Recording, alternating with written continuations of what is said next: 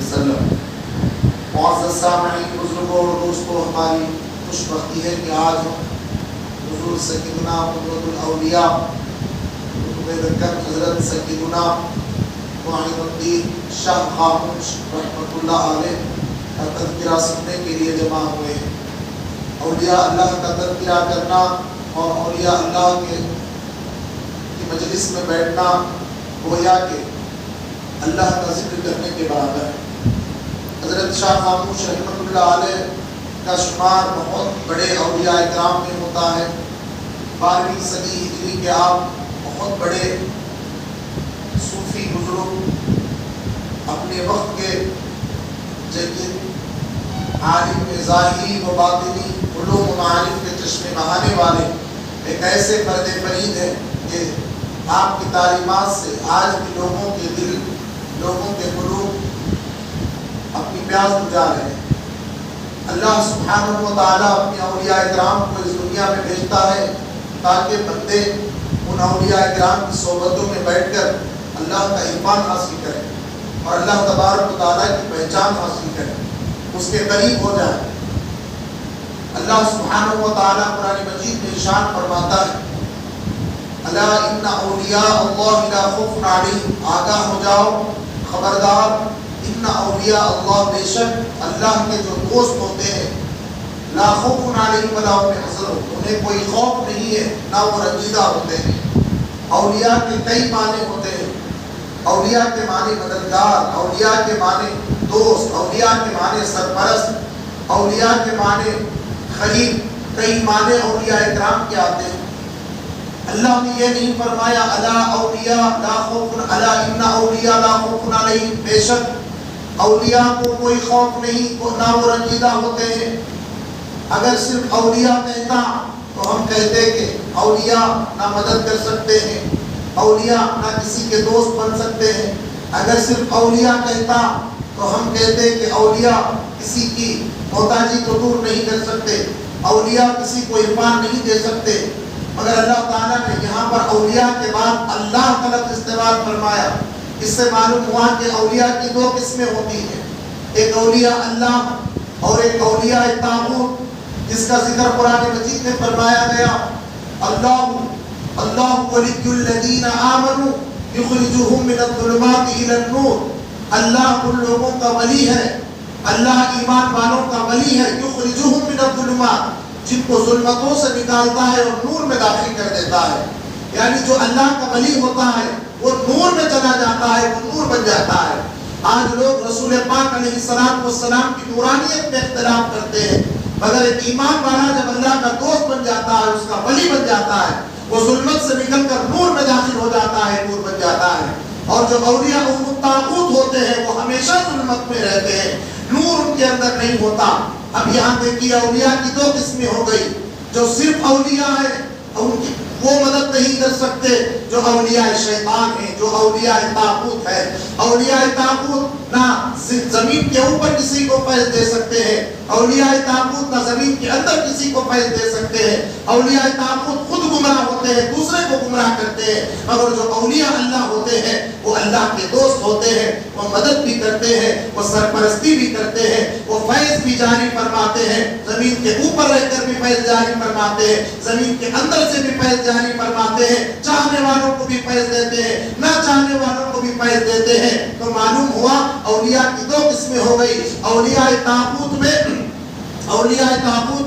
ابو جہل ہے، ابو لہب ہے، عتبہ، شیبہ، یہ منافقین کی فہرست ہے۔ مگر اولیاء اللہ میں حضور سیدنا مولا علی شیر خدا ہے، اولیاء اللہ میں حضور سیدنا غوث الاعظم دستگیر، حضور خواجہ معین الدین چشتی اجمیری غریب نواز، حضرت سیدنا بندہ نواز یسوع دراز، حضور سیدنا شاہ خاموش رحمۃ اللہ علیہ، یہ اولیاء اللہ میں ہے۔ لوگ فرق کرنا آج بھول گئے ہیں، اولیاء مطلب عام سمجھتے ہیں، مگر ایسا نہیں ہے۔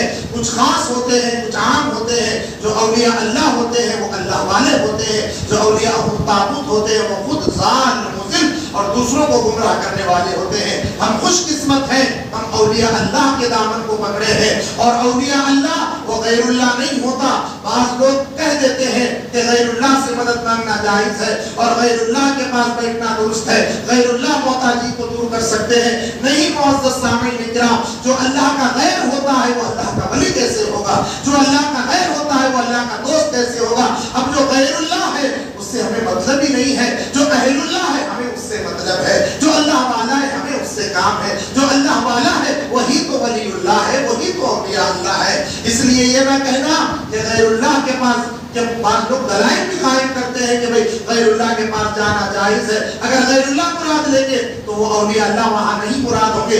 اولیاء اللہ جو ہوتے ہیں وہ اللہ والے ہوتے ہیں، وہ اہل اللہ ہوتے ہیں۔ تو معزز سامعین اکرام، حضور شاہ خاموش علیہ رحمت و رضوان ان اولیاء اکرام میں جن کا نام شمار ہوتا ہے، جن کی شخصیت بھی خاموش تھی اور ابھی بھی خاموش رہ کر بڑی خاموشی کے ساتھ وہ فیض جاری فرما رہے ہیں۔ آپ ان کے آستانے پر جائیے، اتنی خاموشی چھائی ہوئی ہے، اتنا سکون ملتا ہے، قلب و جگر کو اتنا سکون ملتا ہے کہ بس وہاں جانے والا ایک سکون کی کیفیت اس کے اوپر طاری ہو جاتی ہے۔ اب آپ دیکھیے میرے دوستو، یہ اولیاء اکرام سے عقیدت رکھنے سے ہوتا کیا ہے، ہمیں فائدہ کیا ہوتا ہے؟ حضرت امام غزالی رحمت اللہ علیہ ارشاد فرماتے ہیں، میں یستمد فی حیاتہ یستمد بعد وفاتہ، جس اللہ کے ولی سے دنیا میں مدد حاصل کی جاتی ہے اس کے بعد وصال بھی اس سے مدد حاصل کی جا سکتی ہے۔ یہ اولیاء کرام کا عقیدہ ہے، یہ محدثین کا عقیدہ ہے۔ اللہ نے قرآن میں فرمایا وَمَن يُطِعِ اللَّهَ وَالرَّسُولَ فَأُولَٰئِكَ مَعَ الَّذِينَ أَنْعَمَ اللَّهُ عَلَيْهِم مِّنَ النَّبِيِّينَ والصدیقین والشہداء والصالحین، جو اللہ اور اس کے رسول کی اطاعت کرتے ہیں وہ لوگ کس کے ساتھ رہتے ہیں؟ اللہ نے جن پر انعام کیا وہ نبیین کے ساتھ ہوں گے، وہ صدیقین کے ساتھ ہوں گے، وہ شہداء کے ساتھ ہوں گے، وہ صالحین کے ساتھ ہوں گے۔ اطاعت کرنے کا انعام کیا ملا؟ اطاعت اللہ اور اس کے رسول کی کرنے کا ہمیں اجر کیا ملا؟ نبیین کی سنگت مل گئی، صدیقین کی سنگت مل گئی، شہداء اور صالحین کی سنگت مل گئی۔ مگر تم تو نبی نہیں بن سکتے، قیامت تک نبوت کا دروازہ بند، صدیقین شہداء صالحین۔ اگر میں ایک لفظ میں کہوں تو ولی کے لفظ سے میں تعبیر کر سکتا ہوں، جو شہید ہوگا وہ ولی ضرور ہوگا، جو صدیق ہوگا وہ ولی ضرور ہوگا، جو صالح ہوگا وہ ولی ضرور ہوگا۔ یہ تینوں اولیاء میں آتے ہیں۔ نبی تو اب کوئی آنے والے نہیں، حضور پاک علیہ السلام ختم نبوت کا تاج پہن کر وہ تشریف لا چکے۔ اب آپ کے بعد نہ کوئی ذلی نبی ہے، نہ کوئی وصفی نبی ہے، نہ کوئی جو ہے جسمانی اعتبار سے آ سکتا ہے، نہ کوئی روحانی اعتبار سے آ سکتا ہے۔ ہاں سیدنا عیسیٰ تشریف لائیں گے، وہ بھی امت محمدیہ کے پردے فرید بنیں گے۔ وہ آئیں گے تو اپنی عمر کو تکمیل کرنے کے لیے آئیں گے، وہ نئے نبی نہیں ہوں گے۔ اب جو صدیقین شہداء صالحین ہوں گے یہ اولیاء ہیں۔ اللہ اور اس کے رسول کی اطاعت کرنے کا اجر کیا ملا؟ نبیین کی سنگت، صدیقین کی سنگت، شہداء کی سنگت، صالحین کی سنگت۔ ہم مولا سے پوچھتے ہیں کہ مولا ہم نے اطاعت تیری کی، تیرے رسول کی مگر مولا ہم تو نبی نہیں بن سکتے، ہم صدیق بھی تو نہیں بن رہے، شہداء بھی تو نہیں بن رہے، صالحین بھی تو نہیں بن رہے۔ ہم ان کی اطاعت کریں تو ان کی سنگت ہمیں مل رہی ہے، مگر ہم صدیق بننا چاہتے ہیں، ہم شہید بننا چاہتے ہیں، ہم تیرے محبوب بننا چاہتے ہیں، ہم صالح بننا چاہتے ہیں۔ تو اللہ تبارک و تعالیٰ دوسری آیت میں ارشاد فرماتا ہے قل ان کنتم تحبون اللہ فاتبعونی یحببکم اللہ، اگر تم اللہ سے محبت کا دعویٰ کرتے ہو تو میرے مصطفیٰ کی اتباع کرو۔ وہاں اطاعت کا لفظ ہے، یہاں اتباع کا لفظ ہے۔ اطاعت میں اور اتباع میں فرق معلوم ہوتا ہے۔ اطاعت وہ ہے جتنا بولے اتنا کام کرنا، وہ اطاعت ہے۔ اللہ نے شریعت کے جو قانون بتلا دیے ہیں ظاہری طور پر اتنا کرنا اطاعت ہے۔ اتنا کرو گے تو تمہیں صرف تنخواہ ملے گی۔ ایک آدمی صبح 9 بجے سے لے کر 5 بجے تک ڈیوٹی کرتا ہے، اسے صرف تنخواہ ملے گی، آفس میں وہ کام کرتا ہے چلا جاتا ہے۔ مگر ایک آدمی زیادہ کام کرتا ہے، اوور ٹائم کرتا ہے، اب اس کو تنخواہ نہیں ملے گی، اس کو انعام ملے گا، اس کو زیادہ ملے گا۔ اب یہاں پر اطاعت میں صرف کام وہ ہے جس سے تنخواہ ملتی ہے، اتباع میں وہ ہے جس جو کام کے علاوہ اور مزید کام کیے جائیں اور مزید محنت کی جائے۔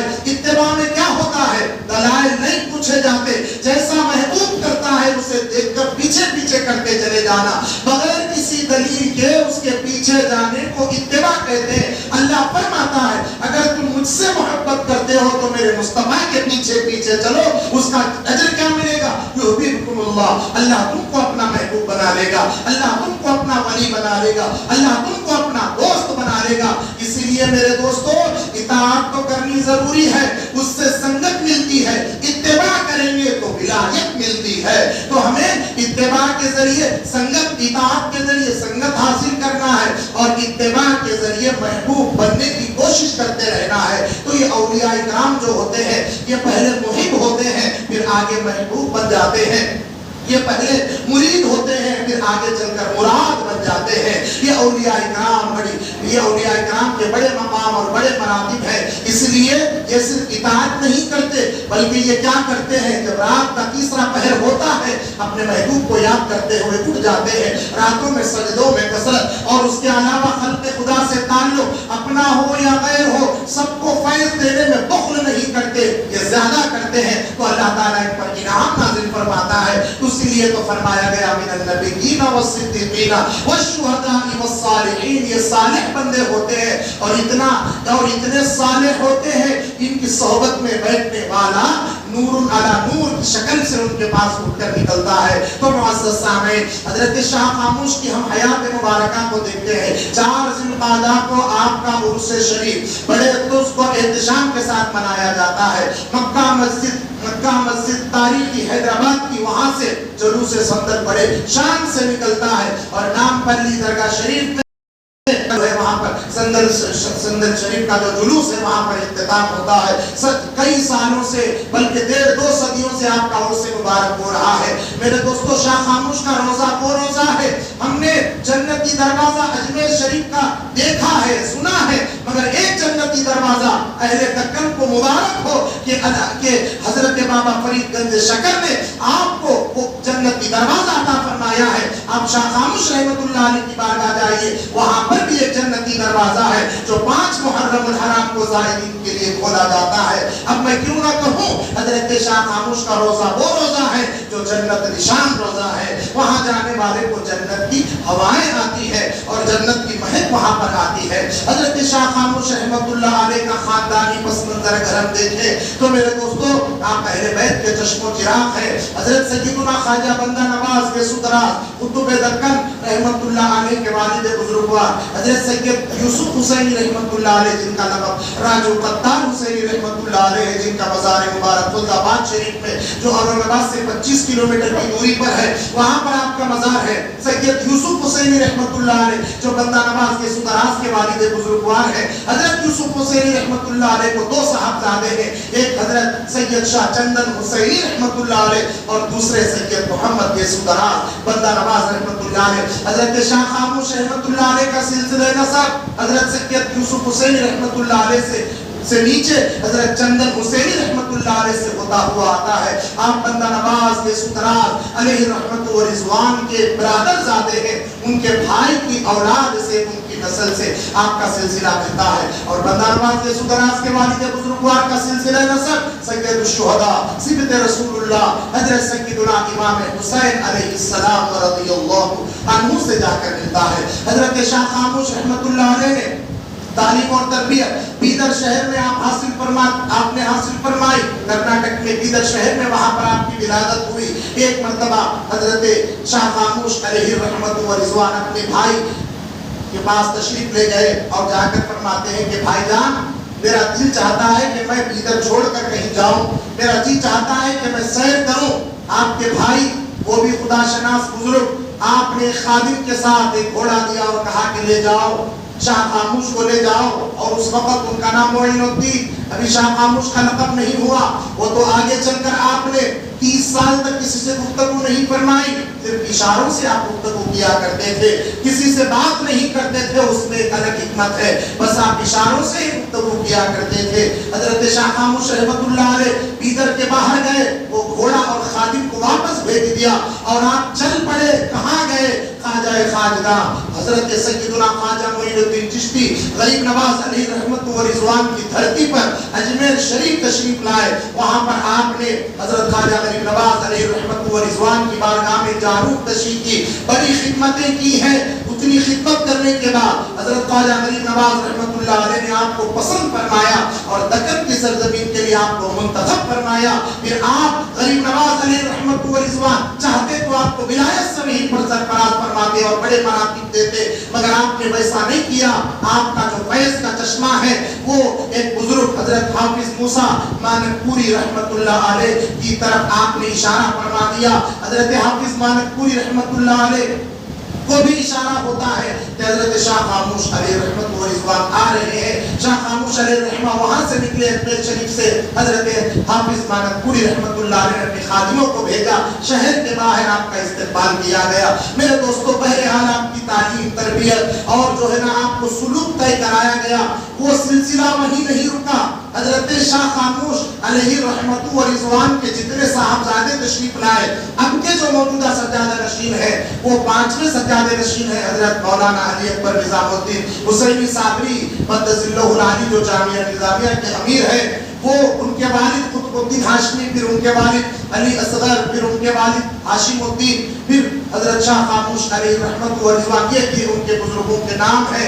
जितने बुजुर्ग जब कभी उस शहर को जाते हैं, आज भी वो बुजुर्ग आज भी सज्जादा नशीन शाह खामोश के उस शहर को जाते हैं, तो इसी तरीके से वहाँ के गांव के लोग आज भी आपका इस्तेमाल गांव के बाहर से करते हैं और खानकाह में ले जाते हैं। क्यों? क्योंकि शाह खामोश अलैहि रहमत व रिज़वान खुद नहीं आए, बल्कि आपको खाजगाह ने भेजा है। आपके एक पीर भाई ने ख्वाब में देखा कि हुजूर सय्यदुना ख्वाजा गरीब नवाज रहमतुल्लाह अलैह एक दस्तार हजरत शाह खामोश अलैहि रहमत व रिज़वान के सर पर बांध रहे हैं। वो जाकर पीर मुर्शिद से फरमाते हैं कि मैंने अजीब व गरीब ख्वाब देखा कि हजरत गरीब नवाज रहमतुल्लाह अलैह पीर भाई के सर पर दस्तार बांध रहे हैं। तो आपके पीर मुर्शिद ने फरमाया, क्यों ना बांधेंगे, वो उन्हीं के शहजादे हैं, वो उनका हक है। उसलिए गरीब नवाज ने उनको उनके सर पर दस्तार बांधी है। मुअज़्ज़ज़ सामईन किराम, मैं ज्यादा नहीं कहूँगा। औलिया अल्लाह जो होते हैं वो हर वक्त मुस्तग़रक़ रहमत इलाही में मुस्तग़रक़ होते हैं, तजल्लियात में गुम होते हैं। जब हजरत शाह खामोश रहमतुल्लाह अलैह की उम्र मुबारक ज्यादा हुई, 60-70 साल से ज्यादा हुई, 1288 आपका विसाल का सन बताया जाता है। आप अपनी खानकाह में नमाज अदा फरमा रहे थे। दो बातें हैं, तारीख ज़ुल्मिनन वाले एक बात लिखते हैं और तारीख औलिया दक्कन में कि आप मक्का मस्जिद के पीछे जो जहाँ पर भी महबूब अली खान ने जो हुजरा बनाया वहाँ आप नमाज अदा फरमा रहे थे। ज़ोहर की नमाज की आपने रकत बांधी, 2 रकत नमाज अदा फरमाई और नमाज की हालत में आपकी रूह कब्ज़ से परवाज़ कर गई। आपने ऐसी नमाज अदा फरमाई, ना वो खत्म हुई है ना वो कज़ा हुई है, बल्कि नमाज की हालत में आपका विसाल हुआ है। और बंदा मोमिन जिस हालत में मरता है, कब्र में उसी हालत में उठाया जाता है। हजरत शाह खामोश नमाज की हालत में, सजदे की हालत में इस दारे पानी से कूच कर गए और कब्र मुबारक से उठेंगे, बरोज़े महशर सजदे की हालत में उठेंगे। और जो है आपके साथ लाखों करोड़ों अकीदतमंदों का एक जम्मे वफीर होगा, जैसे दुनिया में हुआ करता। बरोज़े महशर भी आप अपनी जम्मे वफीर के साथ फैज़ देते हुए तशरीफ लाएंगे। मैं अपनी गुफ्तगू को ख़त्म करता हूँ। अल्लाह तबारक व तआला की दुआ है कि या इलाहुल आलमीन हज़रत सय्यदुना शाह खामोश रहमतुल्लाह अलैह का फैज़ान खानकाए मोहम्मदी पर और तमाम रुफ़क़ा पर, हम सब पर इल्म रूहानी फैज़ान जारी फरमा। व आखिरु दावाना अल्हम्दुलिल्लाह।